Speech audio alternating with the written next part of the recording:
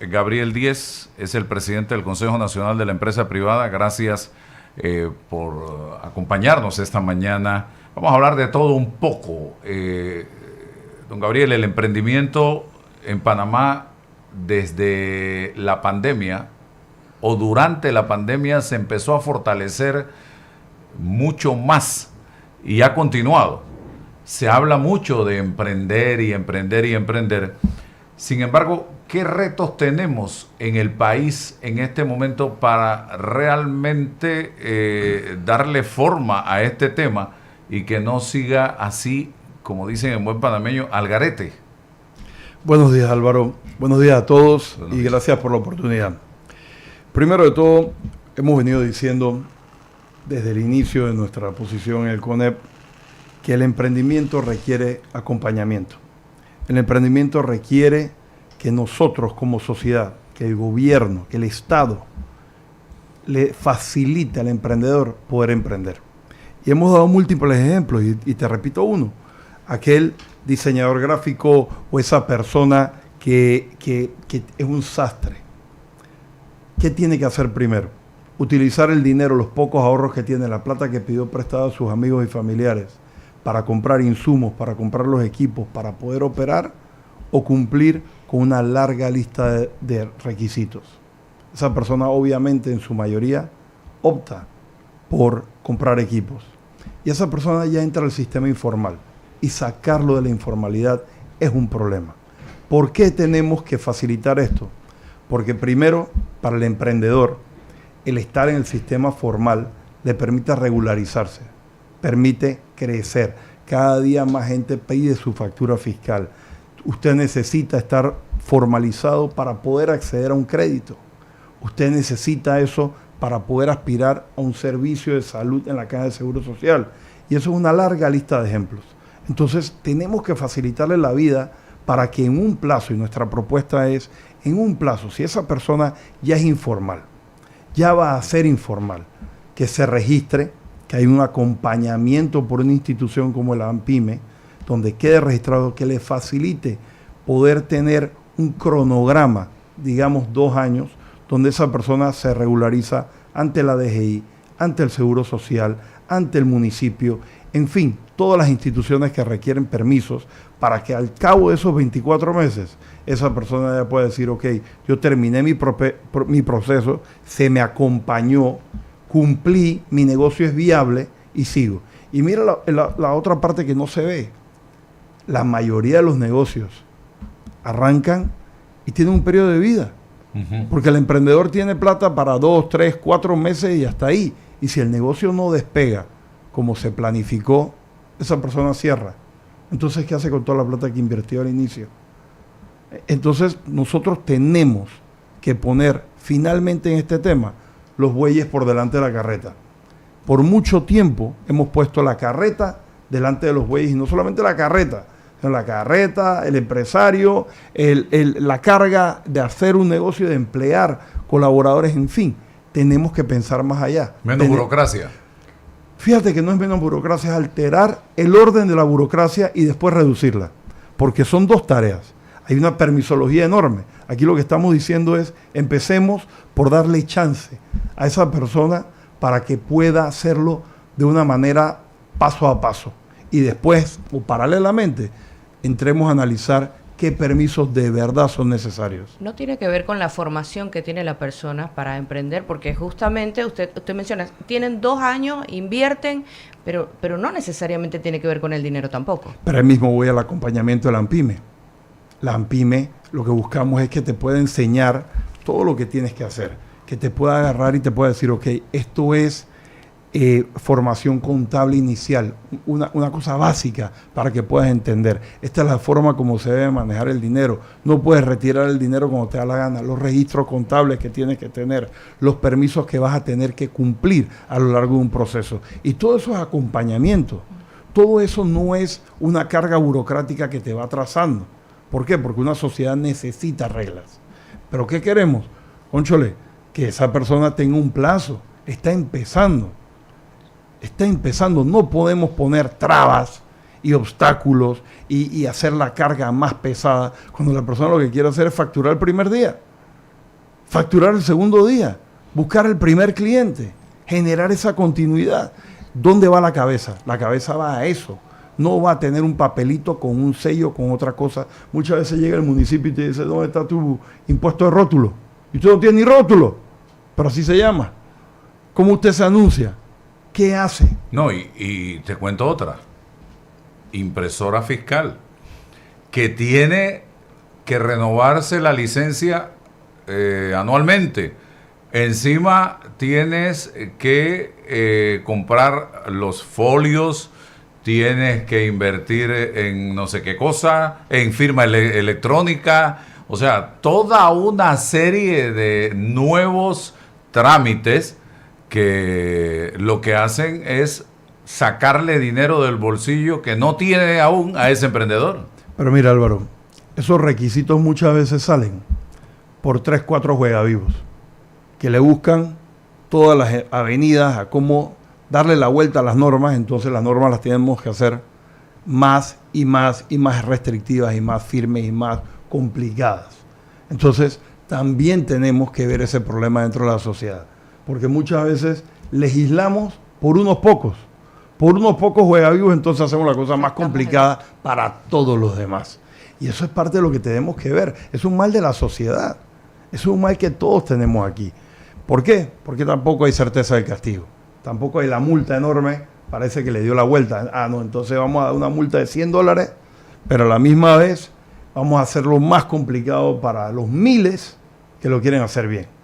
Y por $100 muchos se cambian allá porque te sale más caro cumplir que pagar la multa de $100. Ahí es donde viene la parte de qué tenemos que hacer diferente. Y por eso invitamos a esa reflexión del acompañamiento, de permitir un aumento paulatino y preciso en un periodo de tiempo para que la gente pueda cumplir. Ok, hablemos del empleo, generación de empleo, que es muy importante también. ¿Qué necesitamos para generar empleo? Para promover precisamente el incremento en el crecimiento del empleo, la inversión en Panamá de empresas tanto locales como internacionales, el señor Gabriel Díez. Mira, Álvaro, quiero empezar por decirte que yo entiendo, y nosotros del sector privado entendemos la frustración que hay. Hablar de un crecimiento y a la misma vez la gente dice, pero no hay empleo, pero no me alcanza la plata, pero no tengo cómo llegar a fin de mes. Lo entendemos. ¿De dónde sale eso? Sale de que no estamos generando los empleos que le permiten al país tener a toda esa masa de panameños con un trabajo formal. Porque el objetivo debe ser ese. Ahora, ¿dónde tenemos que invertir? Primero, las condiciones del país. Creo que hemos venido tratando de generar más confianza en el país. Creo que ha habido más conversaciones de qué objetivos hay, qué hay hacia adelante. El país tiene oportunidades abiertas, unas que se planean explotar, otras que todavía están en papel. Y te doy ejemplos. Agroindustria. Panamá tiene, y por darte cifras, solamente el 2% de los préstamos del sistema bancario van a la agroindustria. Y emplea el 10% de la gente.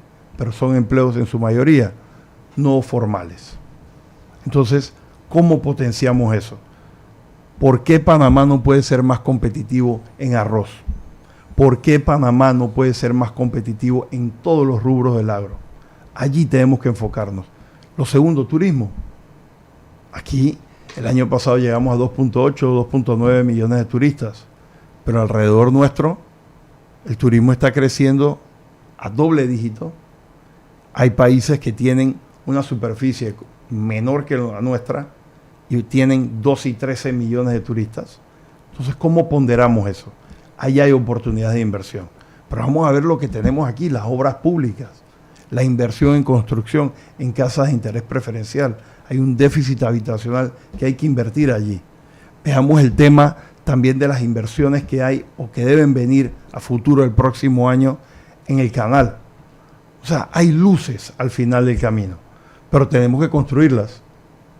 Tenemos que construirlas, tenemos que llegar allá. Solas no van a llegar. Y nosotros como sociedad tenemos que enfocarnos en eso. Y esa es la esperanza que tenemos y eso es lo que nosotros queremos coadyuvar para poder llevar a hacerlo realidad.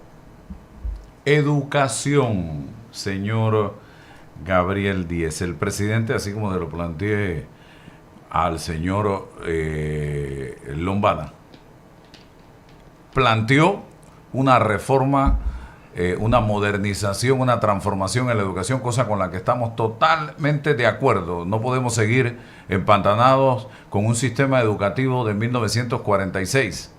¿Qué hacemos para lograr comenzar y concluir con esta tarea tan compleja, tan difícil, en la que yo siento y vengo diciendo que se necesita sumar y multiplicar, no dividir y restar?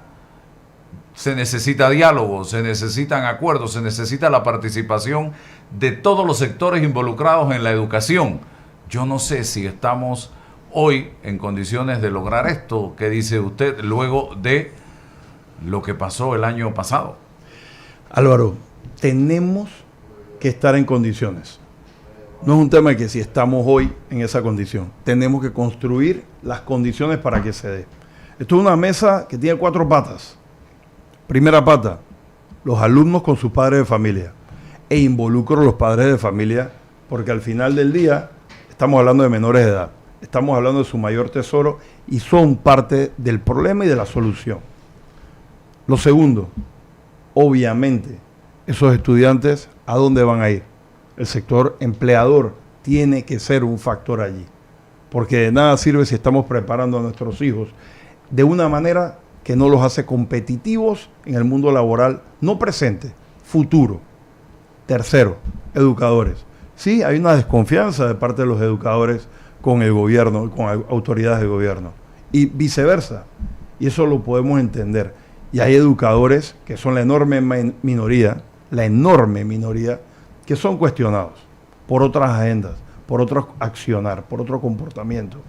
Perfecto, pero la enorme mayoría son gente con vocación profesional, responsable, dedicada y que aman lo que hacen.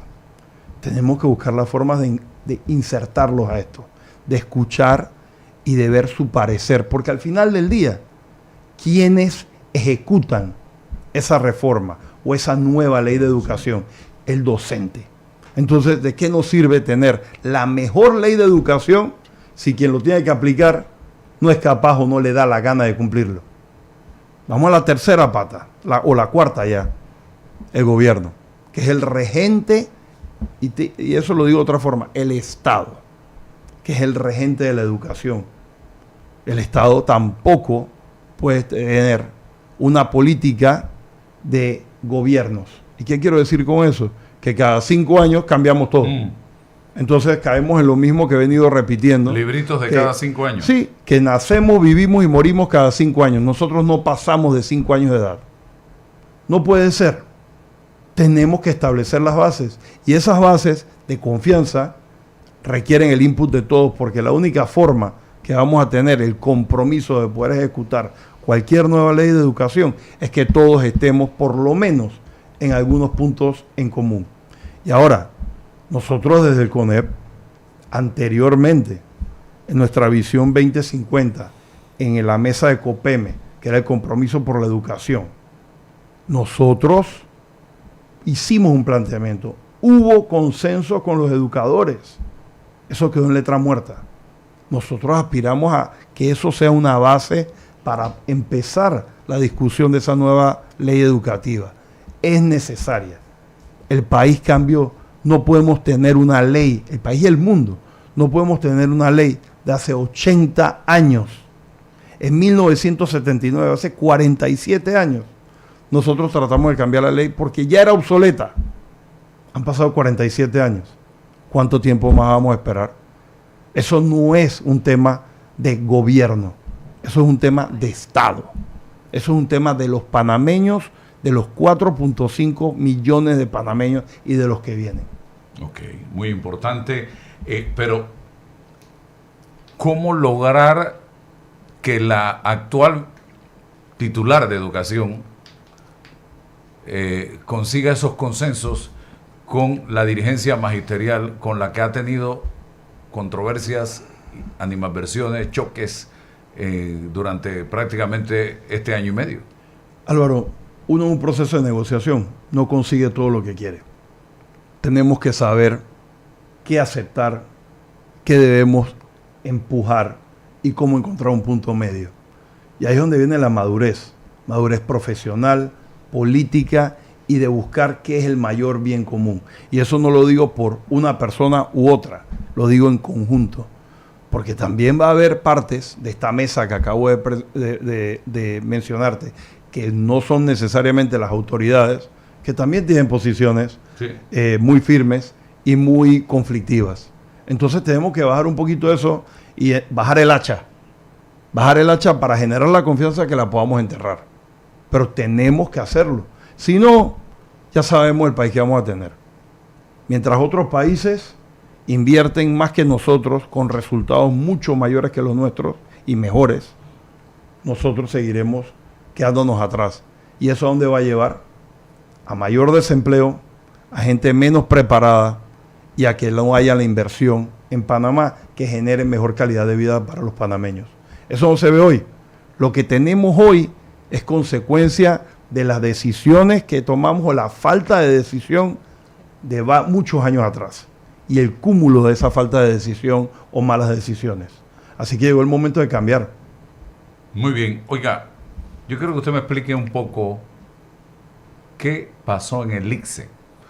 Es un tema que ha quedado en el ambiente como que hubo un plan para sacar a la rectora del ICSE, Milena Gómez, que primero la separan, le hacen una auditoría, en la auditoría no salió nada, luego cambian los estatutos para sacarla a través de otro elemento que no estaba contemplado en los estatutos anteriores, la pérdida de confianza.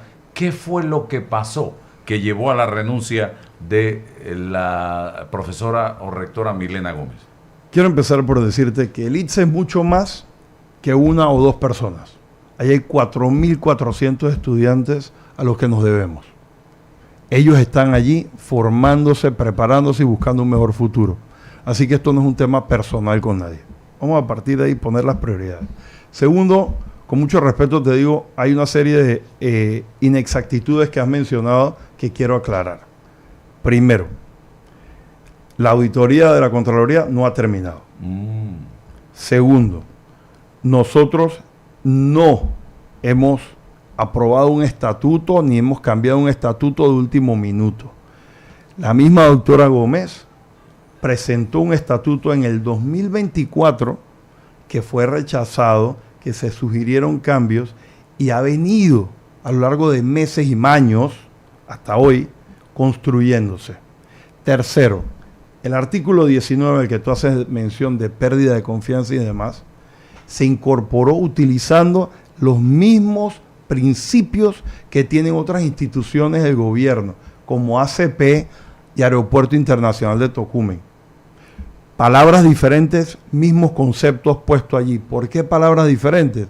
Porque lleva exactamente a la misma función. ¿Qué debe hacer un consejo directivo versus una directora y un comité ejecutivo dentro del ICSE? Y por último, este señor que te habla, como presidente del ICSE, por ser presidente de CONEP en este momento, propuso que hubiese una mayoría calificada para esa remoción. ¿Eso qué quiere decir? Que si hay 9 directores, se tenía que contar con 6 de 9, que no era mayoría simple para poder accionar. ¿Y por qué eso es importante? Porque el Consejo Directivo del ICSE está conformado por 4 miembros del gobierno, Ministerio de Economía y Finanzas, Ministerio de Educación, Ministerio de la Presidencia y Ministerio de Trabajo. Un voto de la Universidad Tecnológica y 4 votos del sector privado, CAMTUR, CAPAC, Cámara de Comercio y CONEP. En consecuencia, para una remoción tenía que haber consenso entre todos los grupos. Nosotros viendo el conflicto que hubo en su momento, consideramos por el bien del ITSE, aplicando un reglamento interno que data del 2021, que decía, cada persona que tenga más de 60 días de vacaciones debe coger sus vacaciones. No puede haber nadie con más de 60 días. La doctora Gómez tenía 120 días. ¿Qué se hizo? A ella y a todos los funcionarios se les mandó de vacaciones. Ella opta por renunciar y la doctora Gómez es una excelente profesional académica que le deseamos el mejor de los éxitos en su carrera académica. ¿No hubo presiones para que renunciara, señor Díez? Presiones ha habido en todo en la vida. Porque si yo no estoy de acuerdo contigo o tú no estás de acuerdo conmigo, tú vas a solicitar cosas una u otra. Pero eso no quiere decir que tenía que pasar. ¿Y de dónde venían las presiones? Eso es un tema que le tiene que preguntar a la doctora Gómez, porque ella fue la que tuvo el conflicto. Ustedes no, a nivel de la Junta Directiva. Nosotros en la Junta Directiva lo que hicimos fue mediar con lo que el gobierno nos estaba solicitando con relación a auditorías, con relación a reportes y por otro lado la discrepancia que hubo con la doctora Gómez. Nosotros creemos que la doctora Gómez hizo un trabajo bueno en el ITSE durante su dirección ejecutiva. Y mira, nosotros, el sector privado, fue el mayor impulsador de su reelección. A ella la reelegimos en septiembre, octubre del año pasado. Y fue el sector privado que buscó los votos activamente y fue reelecta con 7 votos a favor y 2 en contra. Entonces, ¿de qué estamos hablando? ¿Y cuál fue el pecado entonces? Es que no hubo pecado. Ella optó por renunciar. Entonces, la que te tiene que decir qué pecado Pero hubo todo fue ella. se dio en medio de la polémica por el presupuesto. Te reitero. Y ya había información de que desde el Meduca también había cierto descontento con ella. Nosotros todo el tiempo, el sector privado que está sentado allí, impulsó que la doctora Gómez estuviese allí. Y la acuerpó y la empujó a que continuara haciendo su trabajo. Quien te habla hizo lobby para que ella se reeligiera. Y eso le consta a ella. Así que aquí, y no solamente yo, todos los miembros del Consejo Directivo estuvimos en conversaciones. El sector privado cree en la labor que realizó la doctora Gómez y esa es la realidad. Entonces, nosotros hacia adelante vemos que sí, hubo diferencias, correcto. Pasemos la página, hay 4.400 estudiantes, la directora encargada es la doctora Susan Sáez, una excelente profesional académica de carrera, tiene que coger la bandera y seguir adelante. Y eso es lo que nosotros ¿No queremos. va a haber elección de nueva rectora? Claro que va a haber, se va a abrir a un concurso. Ella es directora encargada y va a abrir un concurso, vamos a abrir, hay 30 días para presentarlo todo y el Consejo Directivo escogerá a quien mejor pueda llevar adelante los rumbos del ITSE. Y reitero, nuevamente, por los 4.400 muchachos y muchachas que están allí, que están teniendo resultados, que están generando, están consiguiendo empleo de calidad, que están emprendiendo, que están continuando a estudiar más. A ellos nos debemos. Aquí estamos hablando de los problemas que tenemos como sociedad con la educación hace un par de minutos y esto es una llave de éxito. Esto tenemos que mantenerlo. Esa es mi pasión por este tema, porque lo veo. Un muchacho que se graduó en octubre, noviembre del año pasado, en la primera promoción de ciberseguridad, tuvo un trabajo en una multinacional muy bien pagado. Miles de dólares. Muy bien pagado. Un muchacho de 20 años. Pero con talento, formado, con la disciplina, con ganas de avanzar. Es una oportunidad de cambio de vida. Nosotros tenemos que acuerpar eso. Eso es lo que tenemos que tener para poder atraer la inversión extranjera, para que los panameños inviertan en el país, para que la gente tenga mejor calidad de vida y para que podamos generar empleo formal. Este es un ejemplo, esto es uno, pero asimismo hay que trabajar en todos los grupos. Yo estoy un ejemplo con el tema de la nueva ley de educación. Aquí tenemos colegios privados, colegios públicos, tenemos IPTs, tenemos el INADE, tenemos ITSE, tenemos universidades públicas por un lado y universidades privadas por otro lado. El sistema de educación está disperso. ¿Cuál es la estrategia del país? Y esto, el ITSE, es un rayo de luz, una bocanada de oxígeno que se puede hacer diferente y dar resultados. Y fíjate, el sector privado involucrado, no un observador desde afuera, allí adentro, viendo cuáles son los planes de estudio, por qué, qué lo sustenta, qué lo forma, cómo se van a capacitar esos planes de estudios.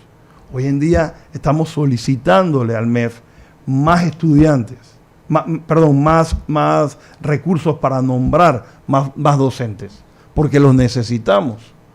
Y eso es una parte de lo que estamos haciendo. Entonces, creo que ya esto pasó, tenemos que ver hacia adelante y seguir adelante. ¿Han pensado en fortalecer o ampliar la oferta académica que tiene el ITSE? Se ha venido ampliando. Lo que pasa es que si no tenemos los recursos, primero, para nombrar más docentes. Segundo, para terminar el acondicionamiento de los salones, de las aulas, de los laboratorios, para poder abrir esas carreras, es irresponsable hacerlo. Entonces, hay acuerdos con varias empresas privadas y empresas estatales, porque sí hay acuerdos, por ejemplo, con la ACP, hay acuerdos con Copa, hay acuerdos con otras empresas donde estamos construyendo esos profesionales del futuro. Y déjame decirte una cosa, yo aspiro que en un par de años la mayor cantidad de los técnicos de Copa vengan del ITSE. Y eso sería un gran logro para el país. Copa está comprando decenas de aviones en los próximos años. Creo que leí 33 aviones entre el 2025 y el 2027. 26, 27. 33 aviones. Necesitan servicio. Qué orgullo sería que los panameños seamos los que le damos ese servicio, que está completamente apoyada. Entonces aplaudimos eso. La ACP necesita técnicos. Hay cientos de técnicos en la ACP retirándose en los próximos años. ¿Quién los reemplaza? Mano de obra panameña, calificada, que hay que formarla.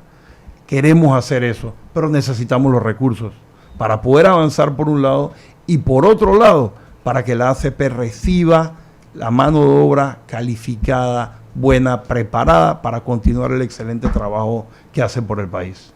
Oiga, mi estimado Gabriel Díez, el tema de la corrupción en Panamá. Miren, aquí estaba leyendo una glosa de un pronunciamiento del ministro Chapman, donde palabras más, palabras menos, habla de que hay que luchar contra la corrupción, pero que el pueblo sigue eligiendo lo mismo, a los mismos. ¿Qué piensa usted? ¿Qué hacemos? Y le hago la pregunta en medio de un momento en el que hay, por un lado, una audiencia en el caso, el escándalo más grande en materia de corrupción en Panamá, el caso Odebrecht, y por otro lado, la imputación de un ex vicepresidente de la República que también le decretaron casa por cárcel. ¿Qué hacemos como país para de verdad declararle la guerra, la lucha a la corrupción, señor Díez? Mira, yo quisiera hacerte una analogía como con la salud. Cuando ya tú llegas con un infarto al hospital, es porque el estilo de vida tuyo te llevó a ese infarto. La corrupción es el mal estilo de vida que te lleva al infarto, y el infarto es los juicios, las condenas, las casas por cárcel, los años de cárcel que te den, los acuerdos de culpabilidad o de delación. Eso ya es el infarto que está después.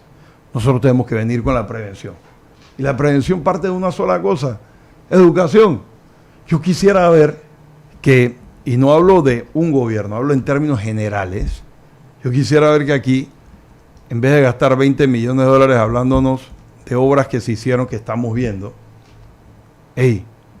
¿qué pasa si parte de eso nosotros lo gastamos en campañas de educación para formar a nuestra gente de qué es corrupción y por qué te afecta a ti la corrupción? ¿Qué es salud? No tires basura a la calle. ¿Tú crees que tendríamos mejores panameños si empezamos a formar así? Imagínate 5 años de esas líneas comunicacionales. La transformación que hiciéramos en nuestra sociedad. Eso es hacer patria. Eso es luchar contra la corrupción. Eso es una propuesta. Porque vamos a hablar claro. Si a ti en tu casa no te enseñaron a no decir mentira, a no robar, a cumplir tu palabra, no hay ninguna escuela que te lo enseñe. No hay nada que te lo enseñe. Entonces viene la consecuencia, el infarto. Entonces nosotros tenemos que empezar. Tenemos que empezar en ese camino. Pero el camino empieza dando el ejemplo. Y usted digo una cosa, a mí me deja perplejo cómo hay gente que lo agarran hoy por un crimen que hicieron ayer y el sábado o el domingo están condenados. 3 días expreso. Y aquí hubo un embajador que lo agarraron vendiendo visas supuestamente y yo no sé qué pasó. Lo votaron y ¿en qué quedó esa vaina? ¿A dónde fue a parar eso? Y entonces, así como ese, muchos otros casos. Entonces yo entiendo también que hay gente en la calle que dice, ay, que esto aplica para el hijo de la cocinera. Y es que es frustrante. Entonces hay ejemplos que hay que dar. Acuerdos de pena, no devuelven lo robado. Mira, acuerdos de pena. Los acuerdos de pena son una buena cosa. Sí. Pero sí, te voy a explicar por qué. Porque van contra decir, Lisbeica hizo esto. Sí, van y por facilitar por los peces gordos. Por el pez gordo. Pero devuelve lo que te llevaste. Ahí es donde yo no puedo estar de acuerdo. Yo no puedo estar de acuerdo que me digas, hey, devuelve 1, pero entonces el archivo y el expediente dice te llevaste 10 y que te pagaron 10, están los pagos y todo lo demás. Que devuelva el doble. Entonces, a lo mejor el doble no lo tiene, pero por lo menos si hay prueba que fueron 10, devuelve 10. Ah, que no está en líquido. Yo no sé. Te quito todo lo que tiene. Pues. Entonces, algo tiene que pagar. Pero la percepción de la calle, y yo lo entiendo, y es frustrante, y yo lo entiendo. Ah, me robé una zapatilla y me robé un reloj. Devuelvo la zapatilla y me quedo con el reloj. ¿Qué estamos hablando? Hay cosas que no podemos ir por ahí. Pero, reitero, corrupción se enseña desde pequeño y las campañas de educación tienen que ser. El castigo viene después que lo hiciste. Tengamos campaña de prevención, tengamos campaña de formación. Enseñemos a nuestra gente cómo hacerlo, cómo se puede hacer algo diferente. Y de verdad, este es un gran país y la mayoría de los panameños somos gente buena. Somos gente que queremos ver el país avanzando. Y por eso todos los días la mayoría nos paramos a trabajar, a emprender, a buscar cómo echamos para adelante, lo que sea. Tenemos que continuar con ese espíritu. Porque si no sabemos, si nos echamos ya sabemos lo que viene. Abre el hueco y métete. No hay otra forma. Pero tenemos que seguir trabajando. Y tenemos que pensar que lo podemos hacer mejor. No hemos podido resolver un problema que nos revienta en la cara permanentemente y es el tema de la basura. Mire el alboroto y el enredo que se ha formado con el tema de la basura en San Miguelito. Hoy, año y 7 meses después de la entrada de la nueva administración y no hay una empresa contratada a través de una licitación, va a haber que empezar de nuevo. La Chorrera está inundada en basura, no hay tampoco visos de solución. En fin, ¿qué hacer para resolver temas como estos que son parecidos o iguales al tema del agua potable? En Panamá hay 4,5 millones de habitantes, de los cuales un alto porcentaje se levanta todas las mañanas y no tiene agua potable, señor Díez. Mira, Álvaro, si hay algo que el tema de la basura ha traído a la mesa, es la poca dimensión que nosotros tenemos del problema. Hay 81 municipios en el país. ¿Esto es exclusivo de San Miguelito y de Panamá? No. Entonces, ¿cuál es la política para 81 municipios? Y allí eso lleva a otra reflexión. ¿Son los municipios el ente correcto para gestionar la basura? Eso es otra pregunta que hay. Entonces, si por un lado no tenemos la capacidad nacional y por otro lado los municipios tampoco la tienen. Entonces pareciese ser que el problema no es lo que tenemos hoy. El problema es mucho más grande y que tenemos que darle un análisis integral. Porque la realidad de David no es la misma realidad de Chitré, ni la misma de Santiago, ni la misma del municipio de Portobelo. No son las mismas realidades. Ni tienen los mismos recursos, ni pueden cobrar lo mismo. Y a mí me llama la atención, por ejemplo, los sistemas de cobro. ¿Por qué un municipio puede cobrar a través de la tarifa de luz y los otros no? ¿Por qué eso no está coordinado a nivel nacional? Unificado de cómo poder hacerlo. ¿Por qué no hay una política de basura a nivel nacional? Y hay una autoridad de aseo urbano y domiciliario que es nacional. Sí, pero no es del Distrito Capital y San pero Miguelito. opera aquí. Exacto. Pero opera aquí. La AUDE, yo no he visto ningún carro en Penonomé. No. Entonces, eso es un tema que hay allí. Por eso te dije, si hay algo que esto trajo a la mesa, es que no entendemos la magnitud del problema. Todo el mundo está poniendo su parche en su área. Y lo otro es que a mí me llama la atención porque conversando con una gente me decían, bueno, es que ese problema es de San Miguelito. Y yo decía, pero espérate, es que tú transitas por esa misma zona. Entonces, si ahí hay un problema de salud y te pica un mosquito y tú pasas por allí, tú tienes un problema. Y si el colaborador de tu oficina trabaja allí y llega picado el mosquito y lo pica un mosquito y te pica a ti, tú también tienes el problema. Entonces esto no es solamente San Miguelito, esto es todo. Y va, en la medida que va pasando el tiempo, va aumentando. Ahora, yo sí creo que tiene que haber más comunicación entre los entes centrales y los entes regionales. Tenemos que entendernos y tenemos que buscar soluciones.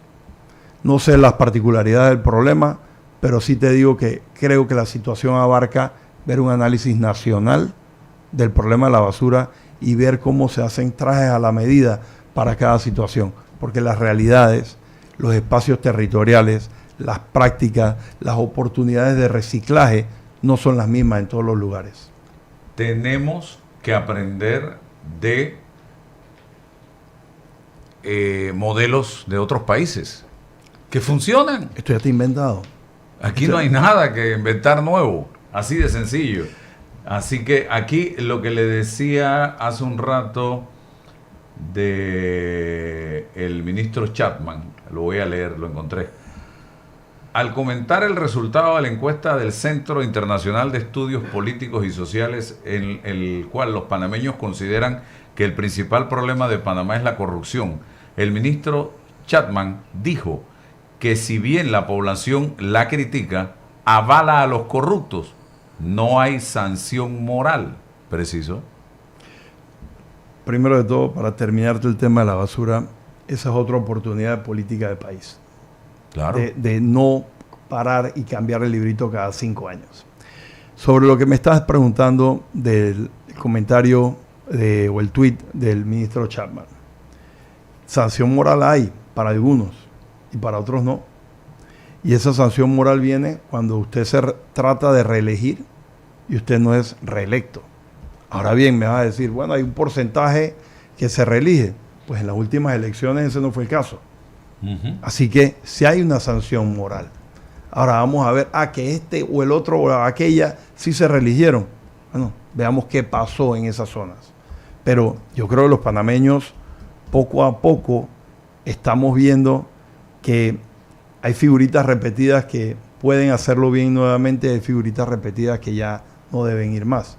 Y eso cada quien en su momento, frente a la urna, con un papel y una pluma, decide qué quiere hacer. Y esa es la sanción moral. Es el voto con un poco más de conciencia que de emoción. Yo te diría que con un poco más de conciencia, sabiendo que lo que supuestamente te dieron no te lo dio esa persona, sino que te lo dio el Estado y salió de tu plata. Tercero, viendo qué va a haber a futuro. Si la persona ya se comportó de una forma, por un periodo, por 2 periodos, el tercer periodo no va a ser diferente. Loro viejo no da la pata, dice un viejo dicho por ahí. Entonces, ¿tú haces que el loro viejo dé la pata? Pues no la va a dar.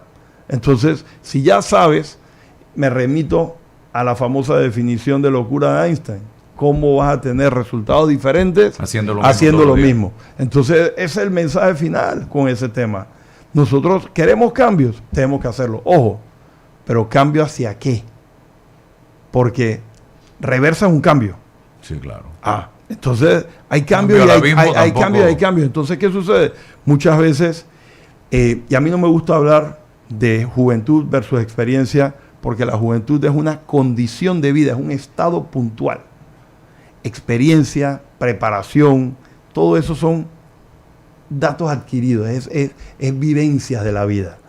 Yo creo que tiene que haber un balance entre esa energía, por un lado, de una juventud y el conocimiento, la experiencia vivida, la apertura mental por todo lo que se ha vivido, y ese balance de los mayores, y ese balance es lo que permite construir, es lo que permite hacer una propuesta integral a las soluciones.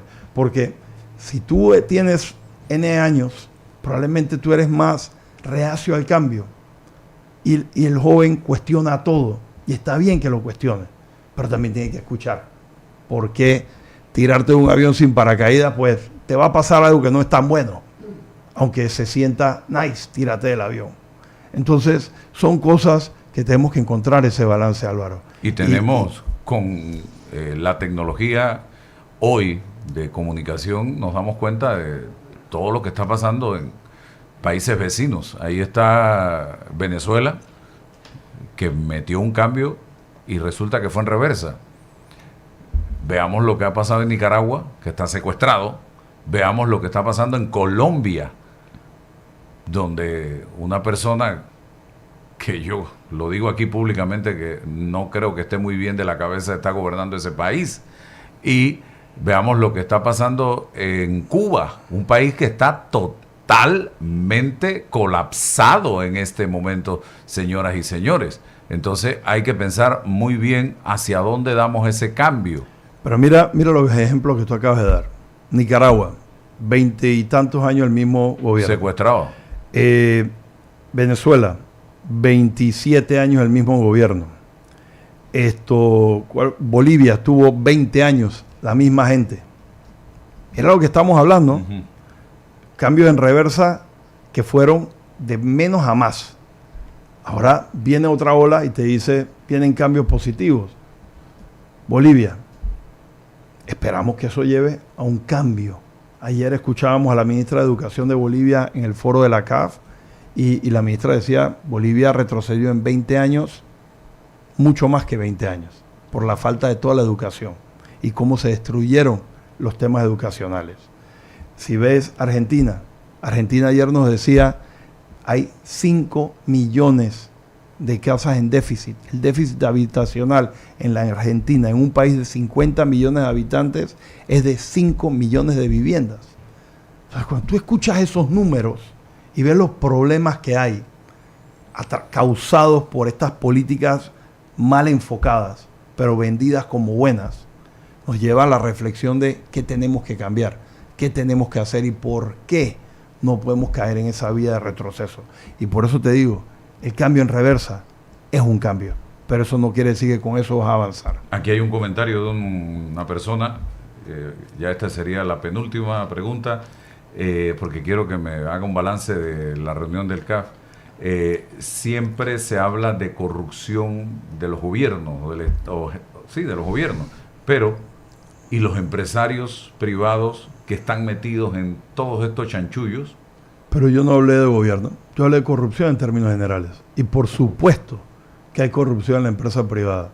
Cuando un funcionario te asigna a ti un contrato, el que está ejecutando el contrato es de la empresa privada. Y ahora estamos prohibiendo que se sepa quién es el beneficiario final. Bueno, esos son cambios en reversa. Esos son cambios en reversa. ¿Por qué tenemos que prohibirlo? Bueno, eso para que no se sepa, ¿qué escondes? A mí no me hace sentido. A mí no me hace sentido, pero nuevamente, yo sí te digo, cuando esa persona va al banco, le tiene que dar toda la información al banco. Cuando va donde su abogado, le tiene que dar toda la información a su abogado. Entonces hay cosas aquí que pero no lo puedes entiendo. estar compitiendo, si usted que es empresario, usted puede estar compitiendo con el crimen organizado en una licitación. No, y más allá, puede estar compitiendo con alguien que ha sido condenado por lavado de dinero. Exacto. Entonces, eso está mal. Eso no está bien. Pero se hizo cambios en reversa. Entonces, son los cambios que tenemos que ver por qué. Yo estoy seguro que hay una justificación. Ahora, qué tan válida o no es esa justificación, esa es otra ponderación. Y por eso es que hay leyes que tienen que ser modificadas y aclaradas, como es la ley de contrataciones públicas, que tiene que entrar a ser revisada. Esas son cosas que limitan o que pueden ponerle un cortapiés a la empresa privada siendo corrupta. Y te reitero, yo no estoy excluyendo a nadie. No estoy excluyendo a nadie. La corrupción opera en el sector privado y en el sector público. Y los dos están mal. CAF, un balance de este evento. Mira, yo creo que es muy bueno. Yo creo que es bueno que el país, una vez al año, con este foro, esté en el mapa, por lo menos regional, donde podamos intercambiar opiniones, donde podamos ver qué están haciendo otros países y qué están buscando mejorar. Yo te doy un ejemplo. Ayer en el foro de educación, el ministro, creo que fue el ministro de Educación de República Dominicana, hacía un balance de las bases de datos que ellos tienen para poder dirigir la formación técnica con el empleo. Una macro base de datos donde estuviera toda la información. Las tecnologías donde nos llevan, donde podamos saber, mira, una persona con estas características, generalmente la mayor cantidad de empresas las consiguen de estos rubros. Le ha dado mayor resultado. Entonces tú empiezas a ver cómo podemos trabajar y generar esas sinergias entre el sector empleador y el sector educador y la población. Y eso al final del día es la clave. Tenemos que darle soluciones a nuestra gente. Entonces, yo entiendo cuando la gente dice, ¿de qué me sirve el CAF aquí en Panamá? Esos son la gente allá hablando cuentos y eso en qué me genera empleo hoy. Te genera políticas públicas que permiten generar empleo. Te genera inversión. Hubo 5,000 y tantas personas ayer allí, muchos de ellos del extranjero, viendo Panamá con buenos ojos, investigando qué se puede hacer en Panamá. Obviamente, los funcionarios que venían de otros países también estaban vendiendo sus países. Pero empieza el intercambio de ideas. ¿Qué haces tú, Liz Beica, mejor que yo? ¿Cómo yo puedo emularte? ¿Cómo yo puedo agarrar y mejorar Visión, y llevarlo a otro tema? Entonces, esa conversación nos permite acortar tiempos, dejar experimentos fallidos y poder obtener resultados. Pero lo importante es que esos resultados se materialicen en empleo para nuestra gente y en mejor calidad de vida para nuestra gente. Ojalá así sea. Por nuestra parte, aplaudimos esa iniciativa, esperamos que continúe y sobre todo que se den los resultados. Yo creo que es importante, yo creo que fue un gran ejercicio y creo, para cerrar, que ojalá aprendamos y tomemos nota de lo bueno, porque hay cosas buenas pasando en la región que se pueden mejorar en Panamá. Muy bien, gracias Juan Gabriel Díez por estar con nosotros esta mañana.